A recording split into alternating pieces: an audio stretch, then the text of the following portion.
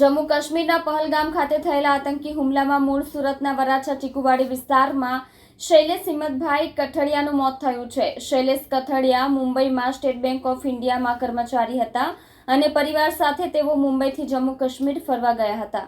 જમ્મુ કાશ્મીરના પહલગામમાં થયેલા આતંકવાદી હુમલામાં 26 પ્રવાસીઓના મોત થયા। પહલગામમાં થયેલા આતંકવાદી હુમલામાં એક ગુજરાતી યુવકનું પણ મોત થયું, જ્યારે ભાવનગરના એક વ્યક્તિને ઈજા થઈ।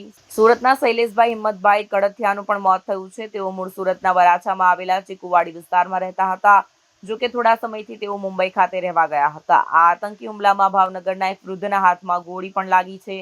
મૂળ અમરેલીના શૈલેષ કડથિયા આતંકી હુમલાનો ભોગ બન્યા છે। સુરતમાં રહેતો કડથિયા પરિવાર થોડા સમયથી મુંબઈમાં રહેતો હતો। શૈલેષભાઈ સુરતથી જમ્મુ કાશ્મીર ફરવા ગયા હતા। શૈલેષભાઈના પરિવારજનો સુરક્ષિત છે। એ જ રીતે ભાવનગરના પિતા પુત્ર આતંકી ઘટનાનો ભોગ બન્યા છે। યતિન પરમાર અને સ્મિત પરમારનું મૃત્યુ થયું છે।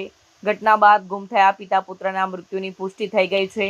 જમ્મુ કાશ્મીરમાં યોજાયેલ મોરારી બાપુની કથા સાંભળવા ભાવનગરના 20 લોકો ગયા હતા, જેમાં પિતા પુત્રનો સમાવેશ થાય છે, જેઓ આતંકી હુમલાનો શિકાર બન્યા। અન્ય લોકો સુરક્ષિત હોવાની માહિતી મળી છે। મારું નામ રમેશભાઈ ધીરુભાઈ ટાકેચા। એમનું નામ છે શૈલેષભાઈ હિંમતભાઈ કળથિયા અને હરિકુંજ સોસાયટી વિભાગ બીજો, ત્યાં એમનું રહેવાનું છે। અમે પણ સાથે રહીએ છીએ, એમના પાડોશી છીએ, અમે એક જ સોસાયટીમાં રહીએ છીએ અને બોમ્બે નોકરી કરતા શૈલેષભાઈ। ત્યાંથી એ લોકો ફરવા ગયેલા જમ્મુ કાશ્મીર અને આવી દુઃખદ ઘટના બની છે।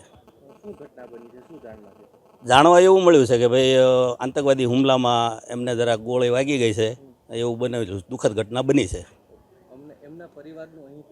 એમના પરિવારમાં તો અત્યારે કોઈ અહીંયા નથી રહેતું। એમના પરિવારમાં એના પપ્પા છે, એના મમ્મી 2 વર્ષ પહેલાં એક્સપાયર થઈ ગયેલા છે અને અત્યારે તો મકાન આખું ભાડે આપેલું છે।